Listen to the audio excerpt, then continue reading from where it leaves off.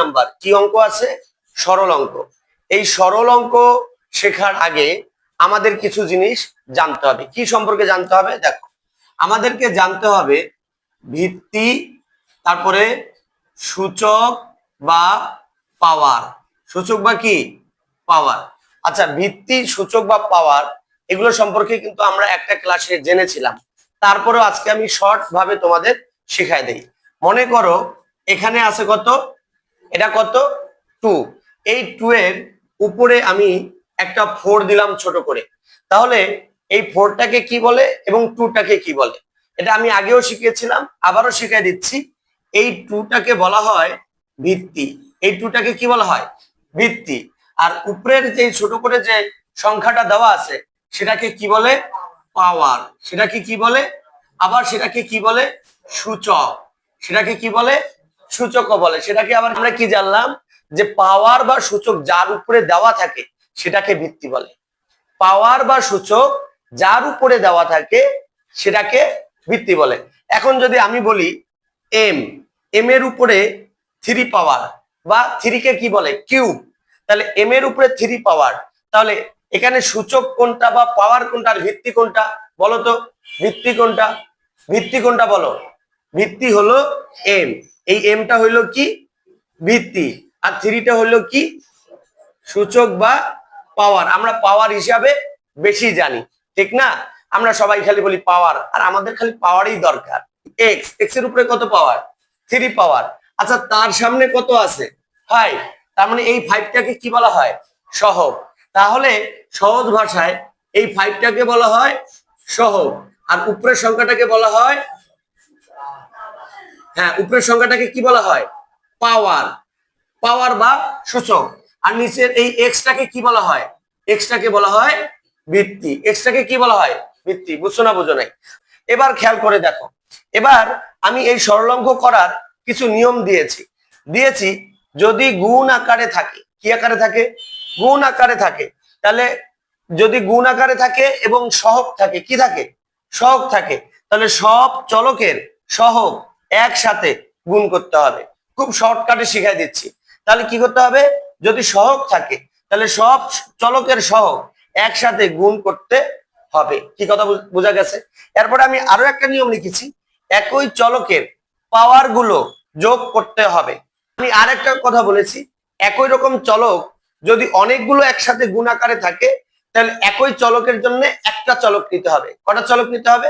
একটা চলক নিতে হবে। কি কথা বোঝা গেছে? এবার খেয়াল করে দেখো, 1 নম্বর অঙ্কটা দেখো, কি আছে? এক্স কিউব গুণন এক্স টু দা পাওয়ার 7। এখন আমার প্রশ্ন হলো, এই সরল অঙ্কের মধ্যে কি সহগ আছে? কোনো সহগ নাই। তাহলে সহগ নাই, তাহলে সহগের এখানে কোনো কাজও নাই। তাহলে 2 নম্বর নিয়ম, একই চলকের পাওয়ার গুলো যোগ করতে হবে। আর কি বলে দিলাম? যে একই রকম চলক অনেকগুলা থাকলে তার জন্য কয়টা নিতে হবে? একটা নিতে হবে। তাহলে এখানেও এক্স, এখানেও এক্স, একাধিক চলক, তাহলে কয়টা নেব? একটা নেব। তারপরে তার পাওয়ার গুলো কি করব? যোগ করব। তাহলে লিখবো 3 যোগ 7, তাহলে সমান কি হবে? এক্স টু দা পাওয়ার 10। বুঝছো না বুঝো নাই? শেষ। কোনো সমস্যা আছে? কোনো বুঝার কোনো প্রবলেম আছে? নাই, শেষ। বুঝতে পারো নাই? এবার আসো দ্বিতীয় নাম্বার দেখো, 2 নাম্বারটা, এ কিউব গুণন এ টু দা পাওয়ার 5। এখানে সহগ আছে? সহগ নাই। তাহলে আমাদের কি করতে হবে? তাহলে আছে কি? চলক। যে চলকগুলা এখানে আছে সবগুলা কি একই চলক না আলাদা চলক? একই রকম চলক। তাহলে একই রকম চলক থাকলে কয়টা চলক নিতে হবে? একটা চলক নিতে হবে। তাহলে এ। এখন তার পাওয়ার এটা কি আকারে আছে? গুণ আকারে আছে। তাহলে তার পাওয়ার গুলো কি করতে হবে? যোগ করতে হবে। তাহলে আমরা লিখলাম 3 যোগ 1 যোগ 5। প্রশ্ন আছে মনে হয় একটা, যে স্যার 1 আসলো কোথা থেকে? এইটা এবার বুঝতে হবে। মনে রাখবা, কোন চলক যদি একলা থাকে, মনে করো এম, এটা কি? এম। আচ্ছা, আমি যদি বলি এই এম এর পাওয়ার কত এবং সহগ কত? মনে রাখতে হবে, চলক যদি একলা থাকে তার সামনে সহগ হইল 1 আর পাওয়ারও হইল 1। কি কথা বুঝছো না বোঝো নাই? কিন্তু চলক যদি একলাই থাকে তাহলে একটা যদি হয় কখনো তার সামনে সহগ দিতেও হয় না, পাওয়ার দিতেও হয় না। এটা আমাদের এমনিতেই জানতে হয়।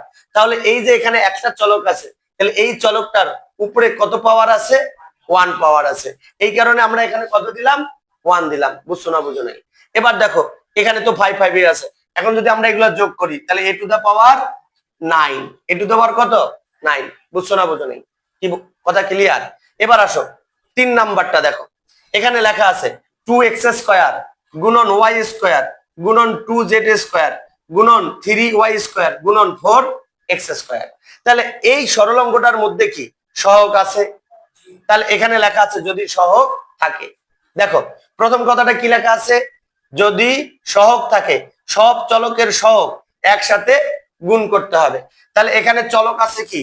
এক্স, ওয়াই, জেড, অনেকগুলা চলক আছে এবং সবগুলো চলকের সামনে আবার কি আছে? সহগ আছে।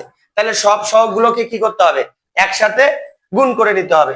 তাহলে এখানকার 2, এখানকার 2, এখানকার 3 এবং এখানকার 4, এগুলাকে কি করতে হবে? একসাথে গুণ গুণ করে নিতে হবে। 3 আর 4 12, 12 দুগুণা 24, 24 দুগুণা 48। তাহলে আমরা এখানে কত লিখবো? 48। বুঝছো না বুঝো নাই? এবার এবার কি করতে হবে? একই রকম চলক যেগুলো আছে তার জন্য একটা চলক নিতে হবে। খেয়াল করে দেখো এখানে এক্স চলক আছে, আবার এক্স চলক কোথায় আছে? এখানে এক্স চলক আছে, আর কোথাও কি এক্স চলক আছে? নাই। তাহলে আমাদেরকে লিখতে হবে এক্স। তাহলে এখানে 2 যোগ 2। কি বুঝছো না বুঝো নাই? বুঝছো না বুঝো নাই? কারণ দেখো এই এক্স এর উপরে কত পাওয়ার আছে? 2 পাওয়ার, 2 পাওয়ার। এই এক্স এর উপরে কত পাওয়ার আছে? 2 পাওয়ার। কি আকারে আছে? গুণ আকারে আছে। তাহলে তার পাওয়ার কি করতে হবে? যোগ করতে হবে। আবার এখানে আমরা গুণ দিলাম। এখানে কি আছে? ওয়াই। এখানে ওয়াই আছে, এখানে ওয়াই আছে, আর কোথাও ওয়াই আছে? তাহলে ওয়াই লিখবো। লেখার পরে এখানে 2 যোগ এই ওয়াই এর উপরে কত আছে? 2 ব্র্যাকেট। বুঝছো না বুঝো নাই? এবার খেয়াল করে দেখো, এটা মুছে দিলাম। এবার দেখো এখানে আরেকটা কি আছে? জেড। আরো কি জেড আছে? একলাই জেড। তাহলে জেড একলাই আছে, তাহলে জেড এর উপরে যা আছে তাই লিখে দিতে হবে। বুঝছো না বুঝো নাই?